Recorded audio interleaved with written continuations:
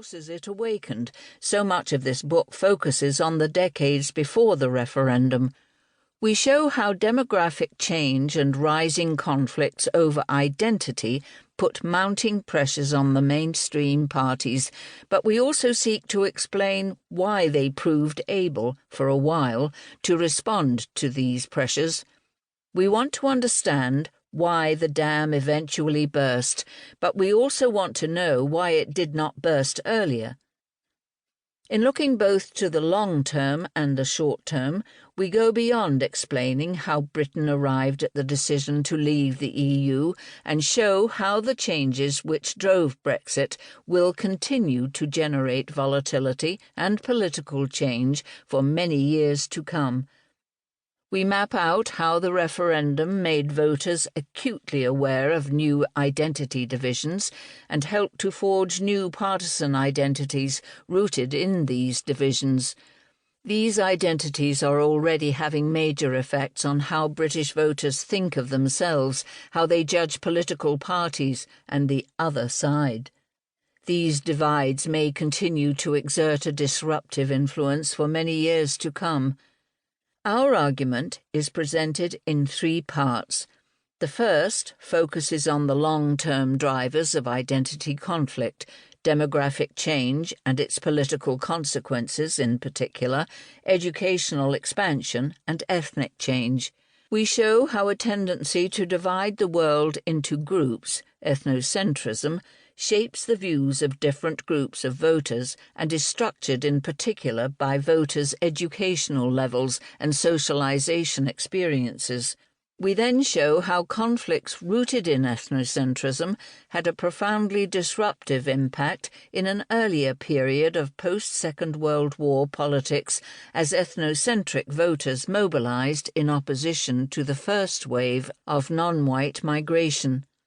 The second part builds on this picture by discussing the political and social changes of the past 20 years, which have again mobilized these demographic divides into political competition.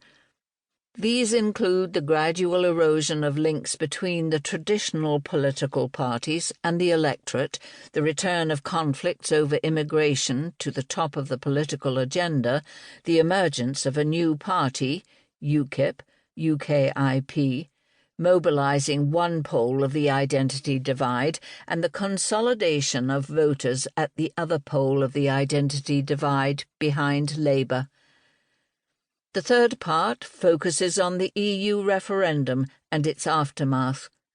Brexit has proved to be a moment of awakening, revealing identity conflicts and forging new political identities rooted in divides over education, age and ethnicity, which cut across the traditional dividing lines of class, income and ideology. We also compare the disruptive impact of the EU referendum in England and Wales with the very different patterns of political change in Scotland, where the impact of Brexit was layered on top of the disruptions generated by the 2014 independence referendum. The mobilisation of Scottish voters in the independence referendum itself also highlights the power of campaigns and political parties to channel similar social and identity divisions into very different outcomes.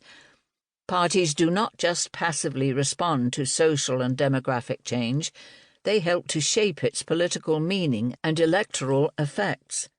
We then consider the disruptive and volatile voter shifts seen in the 2 general elections since Brexit and contemplate some of the paths political change may take in the years to come.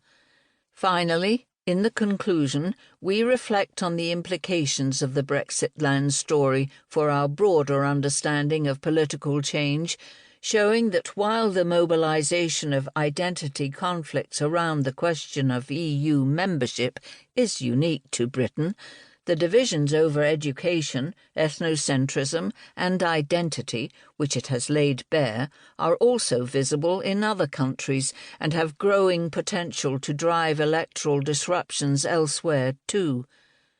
The triggering events which mobilize identity conflicts are particular to each country, but the underlying demographic trends